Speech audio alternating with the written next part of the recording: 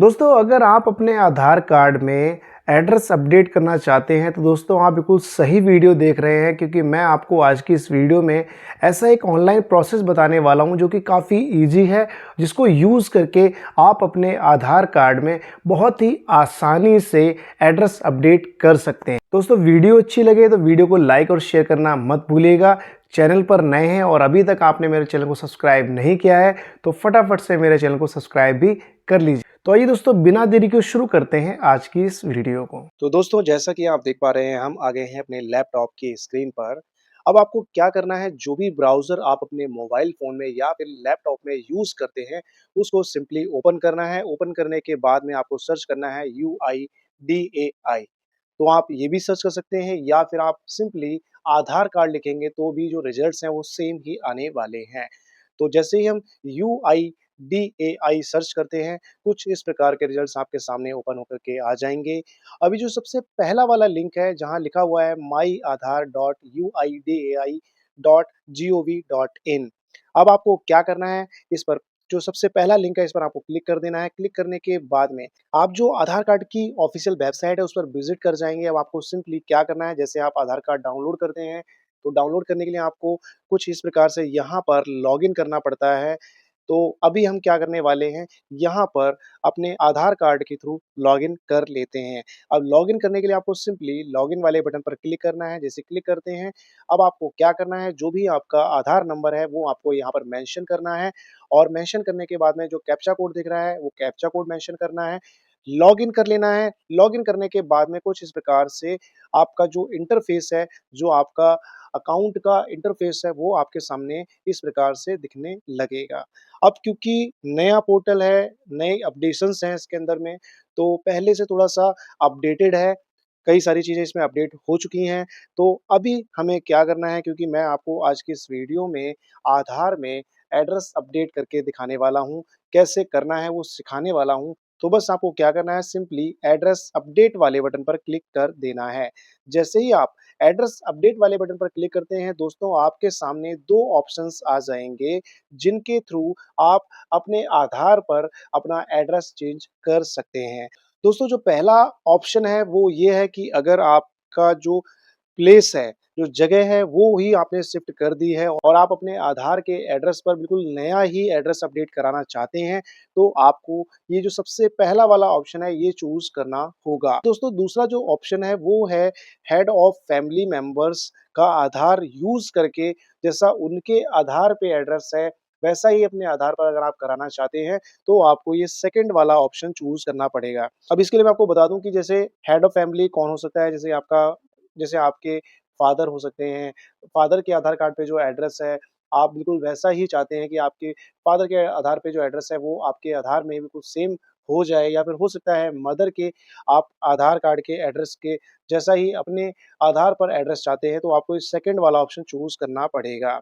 But आज की इस वीडियो में हम बिल्कुल नया एड्रेस अपडेट करके दिखाने वाले हैं कि कैसे आप अपडेट कर सकते हैं। तो आइए दोस्तों, अब आपको क्या करना है, सिंपली इस पर क्लिक करना है, लेकिन क्लिक करने से पहले नीचे यहाँ पर ऑप्शंस दिए हुए हैं इसके प्रोसेस के, कि कैसे कैसे आप क्या नाम है अपने इस एड्रेस अपडेट वाले प्रोसेस को कर सकते हैं। तो हमें सबसे पहले वाले ऑप्शन का ही देखना है, तो यहाँ पर डॉक्यूमेंट रिक्वायर्ड हैं, कौन-कौन से डॉक्यूमेंट हैं, इसके बाद कितनी प्रोसेसिंग फीस लगेगी। पहले दोस्तों ₹50 लगती थी, अब ये बढ़ कर के ₹75 हो गई है, जो कि नॉन रिफंडेबल है।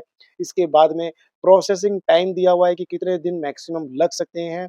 अब यहाँ पर स्टेप दिए हुए हैं, सबसे पहले आपको डिटेल्स अपडेट करनी है, फिर आपको डॉक्यूमेंट अपलोड करना है, फिर आपको पेमेंट करनी है, अपने जो भी सर्विस रिक्वेस्ट नंबर होगा वो आपको यहाँ पर सेव कर लेना है। फिर डॉक्यूमेंट्स वेरीफाई होंगे, ईआईडी के थ्रू आपके पास में एक एनरोलमेंट आईडी आ जाएगी, अप्रूवल आएगा एक फाइनल आपका और बाद में ये कंप्लीट हो जाएगा। तो ये सिंपल सा प्रोसेस है।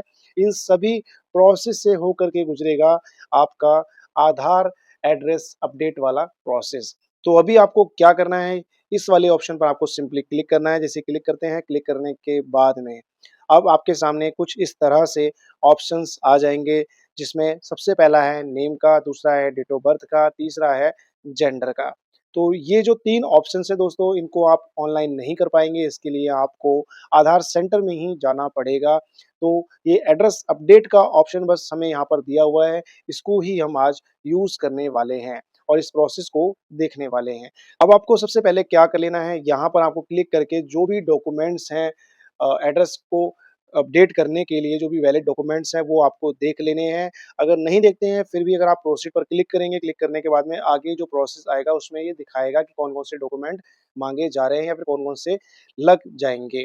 तो आपको सिंपली क्या करना है, प्रोसीड टू अपडेट आधार पर क्लिक करना है। क्लिक करने के बाद में सबसे पहला डिटेल आएगा, वो दोस्तों आएगा यहाँ पर करंट डिटेल।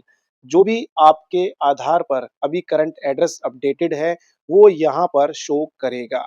अब कौन-सा नया आपको अपडेट करना है, उसका डिटेल यहाँ पर नीचे आपको फिल करना है। अच्छे से देख कर के फिल कर लेना है, जैसे कि अपार्टमेंट क्या है, हाउस नंबर जो भी है, गली नंबर, लैंडमार्क और लोकेलिटी क्या है, पिन कोड क्या है। तो ये सारा का सारा आपको अच्छे से देख कर के जो भी आपके पास वैलिड डॉक्यूमेंट है, उसमें देख लेना है और देखने के बाद में यहाँ पर फिल कर लेना है। अब ये सारे कॉलम फिल करने के बाद में दोस्तों आपको नीचे स्क्रॉल करना है, स्क्रॉल करने के बाद में अब यहाँ पर डॉक्यूमेंट अपलोड का ऑप्शन आएगा आपके पास में। तो यहाँ पर आपको क्या करना है, यहाँ पर एक मैनुअल अपलोड का ऑप्शन दिया हुआ है और दूसरा है जो कि है एक डिजिटल रिपॉजिटरी का, तो ये वाला इनेबल नहीं रहता है। तो आपको क्या करना है, मैनुअल अपलोड वाले बटन पर क्लिक करना है। क्लिक करने के बाद में कुछ ऐसे यहाँ पर एक आपके पास नोटिफिकेशन आ जाएगा, डॉक्यूमेंट क्वालिटी स्पेसिफिकेशन का। यहाँ पर आपको सारी प्रोसेस बताई जाएगी, आपको सारे ऑप्शंस दिए जा रहे हैं कि कैसे आपको जो डॉक्यूमेंट है उसको आपको अपलोड करना है, स्कैन करना है, बिल्कुल क्लियर होना चाहिए, विजिबल होना चाहिए।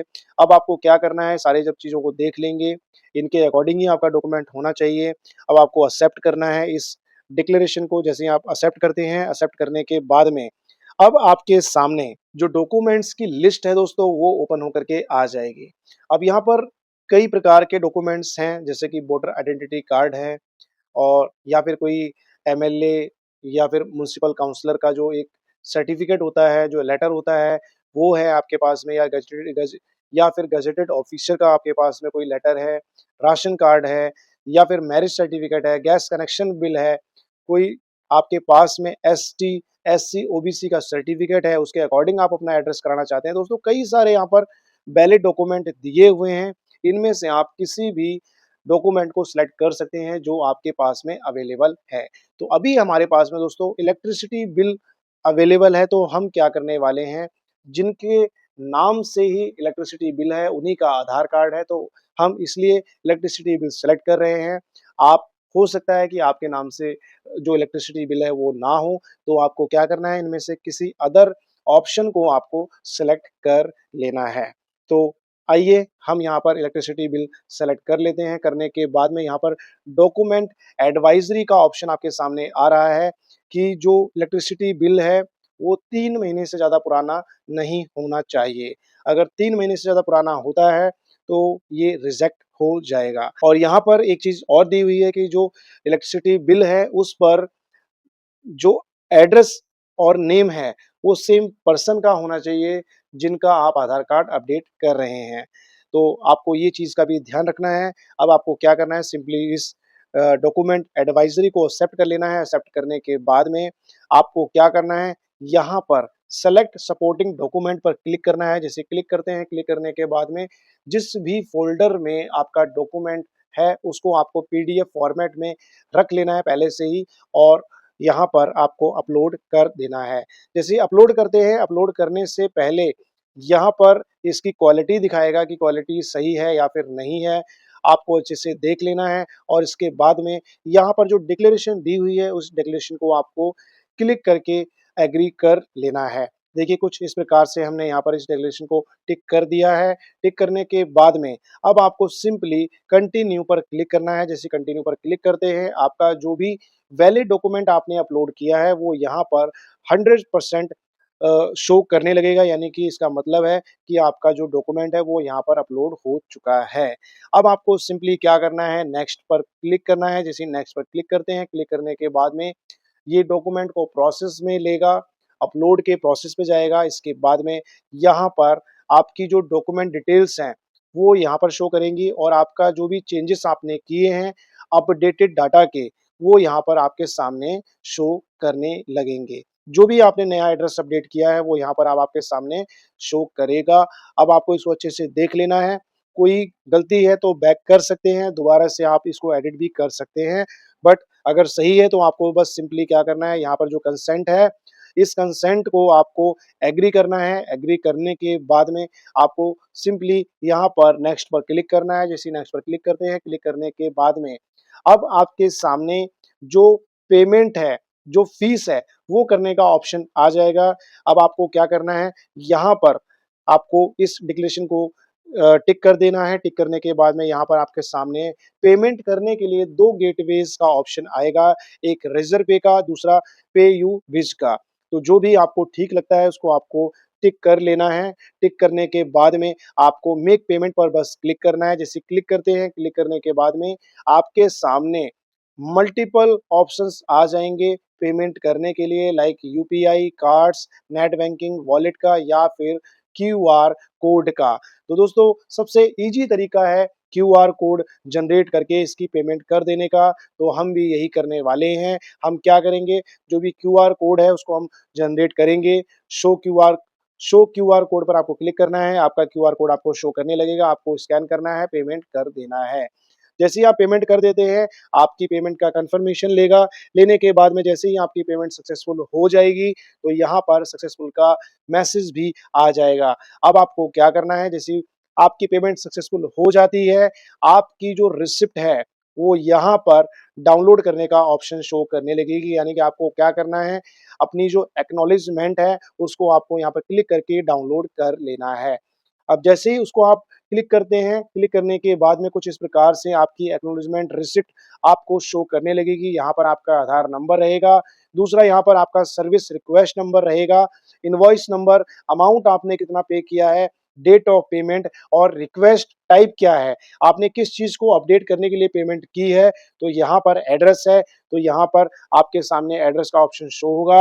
अब आपने कौन-सी डिटेल्स यहाँ पर अपडेट की हैं, तो एग्जिस्टिंग का ये ऑप्शन आ जाएगा जो कि पुराना एड्रेस है आपका, और दूसरा यहाँ पर आपके सामने नया एड्रेस जो भी आपने अपडेट किया है, वो आ जाएगा। अब दोस्तों आपको क्या करना है, आपको कुछ दिन वेट करना है, कम से कम आपको 7 से 30 दिनों का वेट करना है। जैसे ही ये प्रोसेस कंप्लीट हो जाएगा, आपके आधार पर नया वाला एड्रेस जो कि आपने अभी यहाँ पर मेंशन किया था, वो अपडेट होकर के आ जाएगा। फिर आपको क्या करना है, उसको डाउनलोड कर लेना है।